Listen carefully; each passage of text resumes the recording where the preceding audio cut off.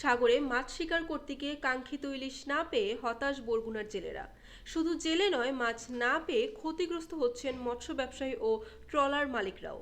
এই অবস্থায় ঋণের ভারে জর্জরিত হয়ে অনেক ট্রলার মালিক বাধ্য হয়ে বন্ধ রেখেছেন মৎস্য শিকার। এদিকে মাছের অভাবে দেশের দ্বিতীয় বৃহত্তম মৎস্য অবতরণ কেন্দ্র পাথরঘাটায় রাজস্ব আদায়েও দেখা দিয়েছে বড় ধরনের ঘাটতি। পাথরঘাটার মৎস্য অবতরণ কেন্দ্র ঘুরে দেখা যায়, মাছ শিকারে হাঁক ডাকে সরগরম থাকার কথা থাকলেও মাছ নেই দেশের বৃহত্তম মৎস্য অবতরণ কেন্দ্রে। সাগর থেকে ফিরে আসা ট্রলারগুলোয় মাছ কম থাকায় হতাশার শেষ নেই জেলে ও মৎস্য ব্যবসায়ীদের। খরচের টাকা না ওঠায় প্রতি ট্রিপেই বাড়ছে ঋণের বোঝা। ঋণ পরিশোধ তো দূরের কথা, পরিবারের ভরণ পোষণ নিয়ে দুশ্চিন্তায় পড়েছেন জেলেরা।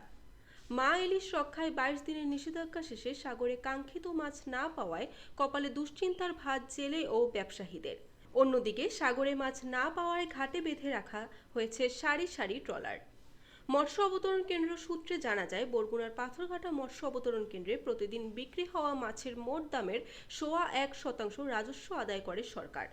গড়ে প্রতিদিন কোটি টাকার মাছ বিক্রি হলেও এখন বিক্রি হচ্ছে মাত্র ৪০ থেকে ৪৫ লাখ টাকার মাছ। এতে এ অবতরণ কেন্দ্রে কমেছে রাজস্ব আদায়। গত ২ দিনে অবতরণ কেন্দ্র থেকে রাজস্ব আদায় হয়েছে মাত্র ১ লাখ টাকা। এ বিষয়ে পাথরঘাটা মৎস্য অবতরণ কেন্দ্রের ব্যবস্থাপক লেফটেন্যান্ট কমান্ডার জি.এম. মাসুম শিকদার বলেন, জেলেরা সাগরে গিয়ে মাছ তেমন একটা পাচ্ছে না, ফলে বলতে গেলে তারা খালি হাতেই ফেরত আসছে। তাই পাথরঘাটা অবতরণ কেন্দ্রে মাছ কম আসায় রাজস্ব আদায়ও কম হচ্ছে। পাশাপাশি ইলিশ নেই বললেই চলে। তবে আশা করছি খুব শীঘ্রই এই সংকট কেটে উঠবে। বরিশাল।